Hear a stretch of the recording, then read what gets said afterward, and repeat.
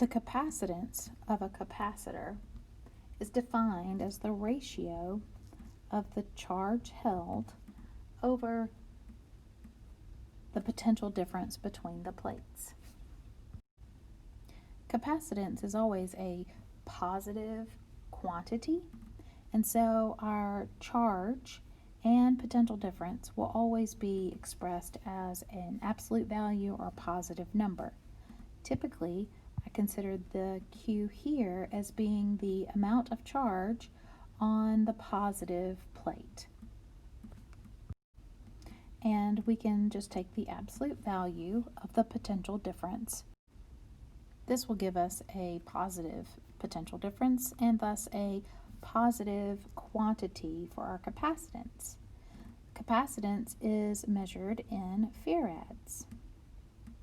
So a farad is equivalent to a coulomb per volt, or a coulomb per joule per coulomb, which is the same thing as a coulomb squared per joule, or a coulomb squared per Newton times meter, or a coulomb squared per kilogram meter per second squared times meters, which would give us a coulomb squared second squared per kilogram meter squared. So we use a farad as a shortcut abbreviation for that compound unit. Farad is named after Michael Faraday. 1 farad is a very large amount of capacitance. Most capacitors are actually measured in microfarads or millifarads. However, when you look at an actual capacitor, you may see that instead of having microfarads, the symbol used on the actual capacitor, which is usually a cylinder with wires sticking out, will probably be written as an M and a capital F to avoid using Greek letters in practice. So let's calculate the capacitance of a single spherical shell as a conductor. Let's suppose that our conducting spherical shell has a radius of A, and the capacitance would be the net charge, the total charge, and we always look at the total positive charge, divided by the potential difference. Now in this case, we're going to find our potential difference between the surface and infinitely far away. So we're going to look at the electric potential difference between the surface and a position very, very far away. Now the potential difference would be equal to the negative integral of the electric field dotted with the position vector. Now the electric field of this single spherical shell can be determined by creating a Gaussian surface outside the shell, and that Gaussian surface, so Gauss's law would tell us that the charge enclosed by our surface divided by the epsilon naught is equal to the closed surface integral of the electric field dotted with a little area element with a direction that is perpendicular to the surface. In this case, our total charge enclosed is the total charge on our conductor.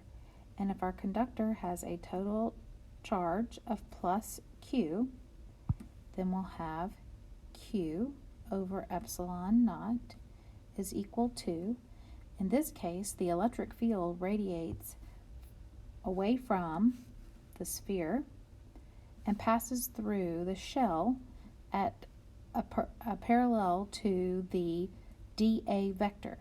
That gives us an electric field vector then dotted with dA, which would give us E dA cosine of 0. The dA represents the little bit of surface area that we're going to integrate over the whole Gaussian surface. So we have to integrate this dA.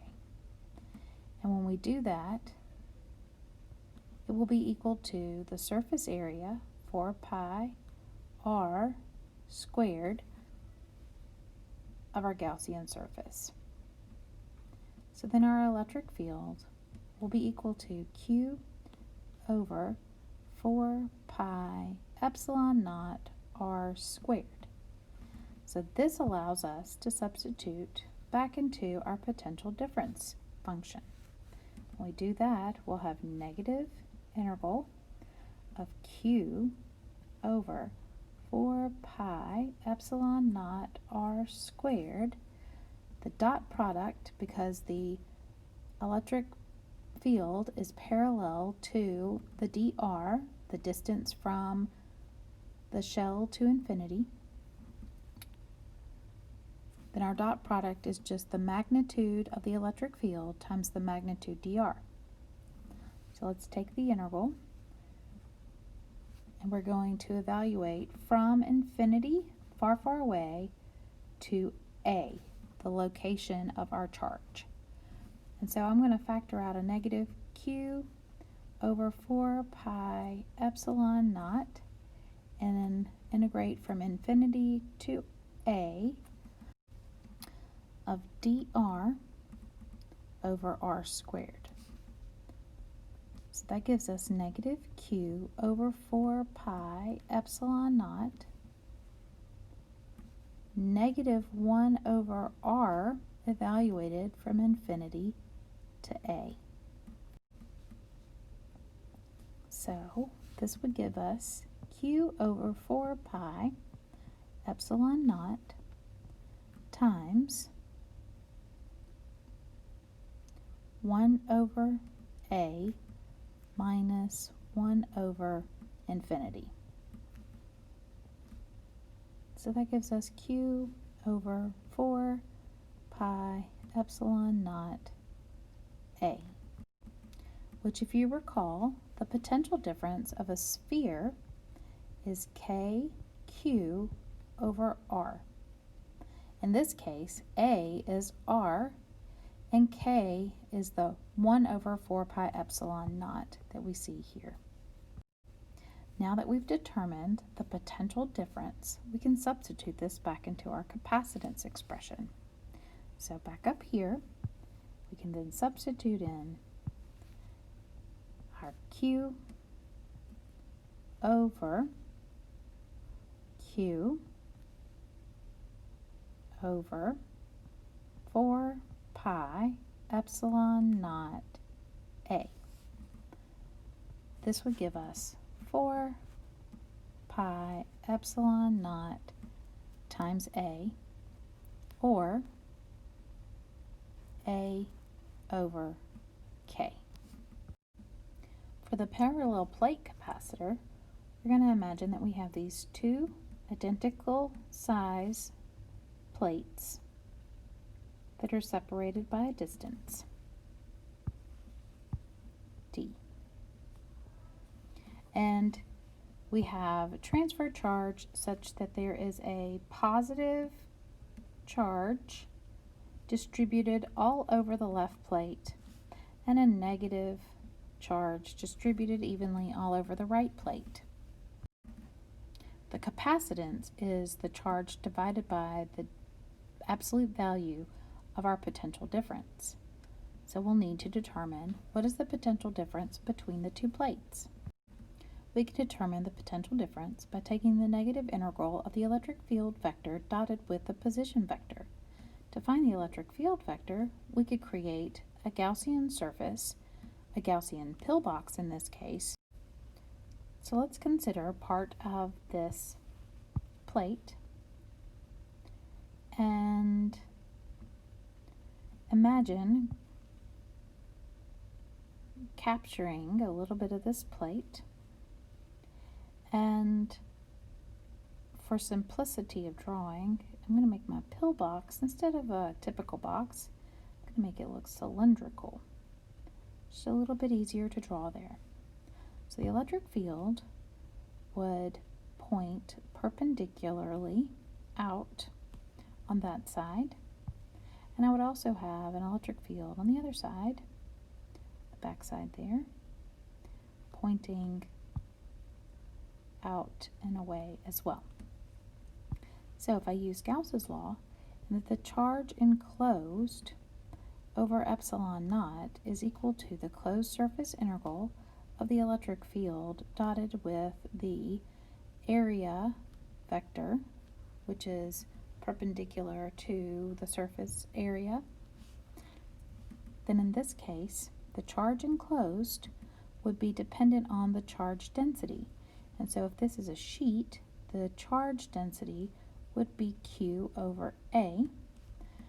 So in this case, our Q enclosed would be sigma times A, the area that is enclosed, the surface area here of that circular end of the cylinder there, over epsilon naught.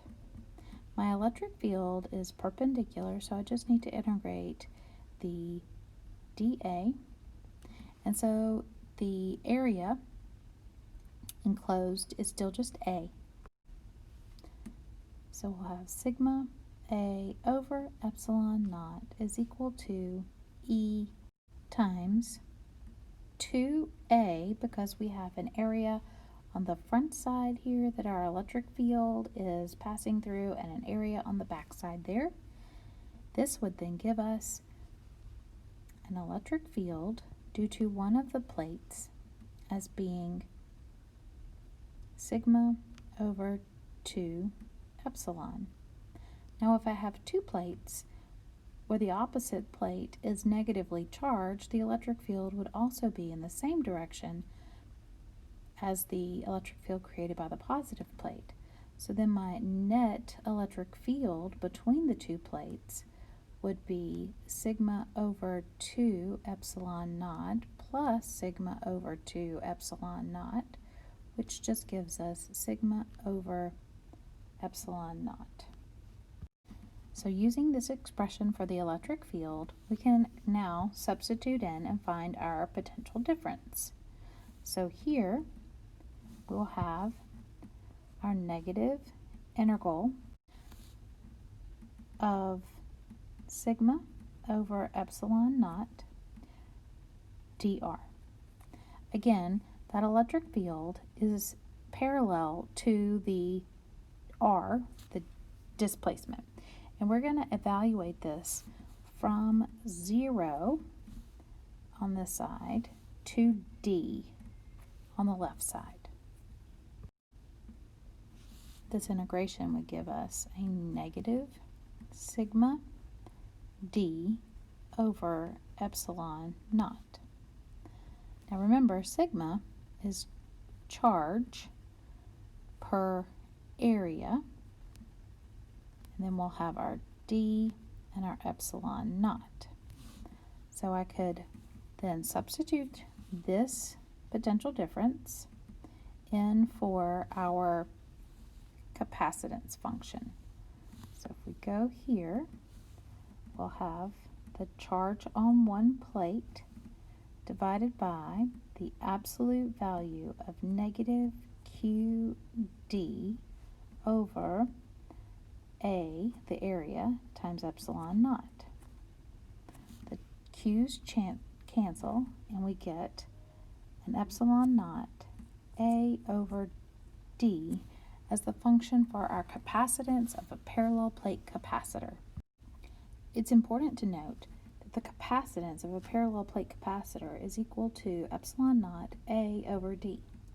Now let's consider what this means geometrically for the shape of our capacitors. So each plate has a length and a width, and thus we can find the area.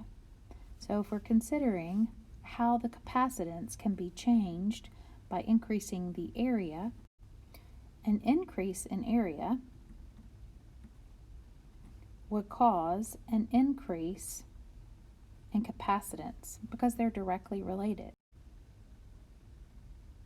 Similarly, a bigger warehouse would allow you to store more stuff. Now, what happens as we change the distance between the two plates? So, if we imagine that these two plates were connected to a battery, so I'm going to draw a wire and a positive side of a battery and another wire and the negative side of the battery. So in this setup, there is a positive charge on our left plate because it's connected to the positive side of the battery, and there is a negative charge on the right side because it's connected to the negative side of the battery. So the battery has a potential difference. There is a delta V for our battery. There's a potential difference between the two plates. The potential difference between the two plates would eventually equal the potential difference of the battery. And this happens almost instantaneously.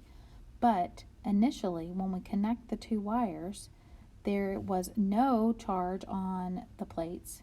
And because the battery had a potential difference, the charges would like to move to be closer together to a lower energy state. So now the charges have moved, the negative charge fills up over here, and then that would attract or induce a positive charge here because the negative charges would be pushed off of that one. So we get a potential difference between these two plates. Now, if V is equal to ED for uniform electric fields, and we would have a uniform electric field between these two plates, if we were to decrease the distance, so move these two plates closer together, so if the distance between the two plates decreases, then the potential difference would immediately decrease. And so then the potential difference across the two plates would be smaller than the potential difference across the battery, and charge would flow again until it reaches equilibrium, where the potential difference across the plates would once again be equal. So by pulling these two plates close to each other, we are temporarily reducing the potential difference between the two plates, and that causes charge to move from the battery and to the plate. By adding more charge to the plate, we then balance our potential difference. So decreasing the distance between the two plates will increase our capacitance because we'll have more charge. And remember, capacitance is equal to the charge divided by the potential difference. And so by pushing the two plates closer to each other, we are effectively causing more charge to be stored on our two plates.